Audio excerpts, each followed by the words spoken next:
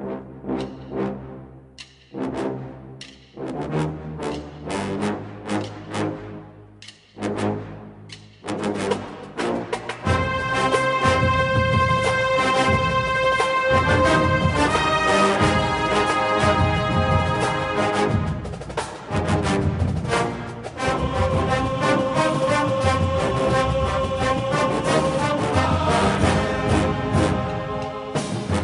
morning, Bucknutters. Welcome to the Bucknuts Morning 5 here on Monday, September 14th, 2015. I am Dave Biddle, and I am joined by Duane Long. Duane, Ohio State's offense was certainly sluggish during the win over Hawaii. Do you put much stock in that performance? A lot of people seem to be concerned. Do you put much stock in the Hawaii performance from Ohio State's offense? Well, no, I really don't, because I look at the fact that, the short week, I don't think people realize how much that impacts how the team prepares, how it gets over its last performance. I mean, it takes a minute. You come in, you regroup, you talk about what went right, you talk about what went wrong. You savor a victory, you lick your wounds if you lost, and then you start thinking about you settle back into the week. Well, they didn't have that. They really didn't, and I think that the Virginia Tech game was something that they had marked on the calendar that they really wanted. Was this it ruined a perfect season for them. And they were young, they weren't prepared, they lost the game at home to a team that they probably thought they were better than, and it's the one blemish on the record. I think the team went in so focused on this game, then come right out and play Hawaii, the Rainbow Warriors. That right there is it was a bit of a letdown. But I also, Dave, we've talked about this with the quarterbacks. We got so many people in there running in and out. You got to have a leader. You got to have a field general. You got to have just the way things are done, how you go into the huddle, what's said. Just it's not the same. That's why quarterbacks have never been interchangeable. Very few teams have ever had two that could be starters like we do, let alone three. But it's still a matter of it's different, having a different guy in there and running all. We had three quarterbacks in there in the first half. No, you can't do that anymore. It's trying to make too many people happy. Pick your guy and ride him. That's what needs to happen here. It was just it was not a great week and still score 38 points. And defensively is where I was really happy with what I saw out of this team. Hawaii scores points. They always have.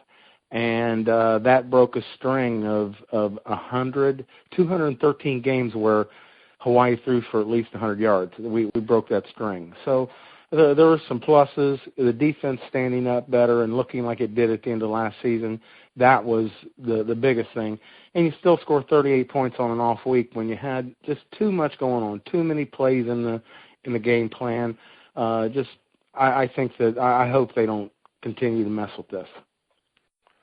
Life is good, Duane, when the Buckeyes win 38-0 and people are complaining. But, I'm with you. I don't put too much stock into this performance from the offense, largely because, in addition to the short week, lack of preparation, the hangover effect, I agree with all that, they proved themselves against Virginia Tech. That's an excellent defense on the road, and Ohio State put up almost 600 yards of offense. So that tells me this 2015 Buckeye team, we're not just talking about what happened last year. We're not talking about potential for this year. They've already proven it this season against a good defense that when they're locked in, they can put up almost 600 yards. So I'm not that concerned about it. If they sleepwalk again against Northern Illinois this Saturday, maybe we'll see a trend. Then I'll be concerned, but I don't think that's going to happen. I think this Ohio State offense is going to end up breaking single-season school records, so we'll see what happens, but I agree with you. The defense was phenomenal to shut out Hawaii and hold them under 200 yards total offense, under 100 yards passing. Amazing. I never would have expected that coming in.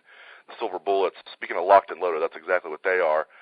Moving on, unfortunate news on Kyle Berger, perhaps. We don't have confirmation yet. I'll ask Urban Meyer about this today, but a lot of talk that Kyle Berger is going to give up football. Again, this is not official yet, and we're not going to say it is official till Ohio State says it's official, but just letting the listeners know what we're hearing. He has suffered 2 torn ACLs. I'm sure a lot of people know this, but if you don't, right before his senior year at St. Ignatius, he suffered a torn ACL. So that would have been August of 2013. And last year, getting ready for Ohio State season and training camp, he suffered another torn ACL. So the young man, 2 torn ACLs. really tough news. It's something with these St. Iggy kids, it seems like. You had Scott McVay that had to take a medical hardship. You had Blake Thomas, the tight end, same deal with him. Not all the same injuries with these guys, but just now we have Draymond Jones who has a torn ACL. Hopefully he's able to come back. But if this news on Kyle Berger is true, Duane, tough news. I feel bad for the young man. And a great player. This kid, Buckeye fans really didn't get to see him. The last thing they saw on him was junior tape. And he was outstanding. I remember when I first heard that Ohio State was going to offer, I was like, whoa, who's this guy? And I saw the tape, and I'm thinking, how did I not know this guy? He was everywhere, phenomenal linebacker. He was the equal of McVay, who was a great linebacker himself, maybe better, maybe a little quicker. And to lose him like that, that was a great linebacker class that came in. So there's some other guys, it's not going to impact depth right away, but it's still, you don't want to lose a talent like that on your football team, and you don't want to, the kid. I mean, he never gets to play for Ohio State, never actually steps on the field for a game, not even on the sideline, in uniform, ready to play football for the Buckeyes. That just, I hate that for the kid so much. But he was a good player, really good player. I think he would have had an impact if he would ever had the opportunity to play. Yeah, tough news. Again, we'll find out later today if there's truth to it. We'll get a chance to talk to Urban Meyer around 11:45 a.m. today. So we'll speak with Coach Meyer. We're also going to interview some coaches, Larry Johnson and Zach Smith. We'll get a chance to speak with Larry Johnson, defensive line coach, and Zach Smith, the wide receivers coach. And we're going to interview some players. That'll all happen between 1 and 2 o'clock today, so we'll have full coverage on the site on Bucknuts throughout the day. Before I let you go, Duane, I want to get your thoughts on this. I don't think it's a coincidence that we've seen the end of oversigning in the SEC, at least extreme oversigning. Even Ohio State oversigns a little bit. Even schools in the Big Ten oversign a little bit. I'm not talking about oversigning by 3, which is within the rules. I'm talking about oversigning by like 15, like what we used to see in the SEC. It's no coincidence, in my opinion, that the end of extreme oversigning has coincided with the end of the SEC's dominance, and the SEC had the string of 7 straight national championships. Now, other conferences have won it the last 2 years. We still need more of a sample size than 2 years, but the SEC is not nearly as dominant as it used to be, and that's because they're not oversigning like they used to be, in my opinion. Your thoughts? Well, I've tried to point that out for years, that when they can add an extra class of talent in a 4-year cycle, don't tell me that doesn't matter. You have to look back to the days with unlimited scholarships, why you saw the same teams at the top every year, because they signed all the top players. Not only does one school get them, it keeps them from another school. So all these guys that the SEC is chewing through, these extra talents that could be going somewhere else, they're stuck in SEC schools, and then you got the silly transfer rules. So the SEC keeps him for a while, drops him, kid's got to stay out. That's a year he's not going to be getting better. He's not going to be playing football.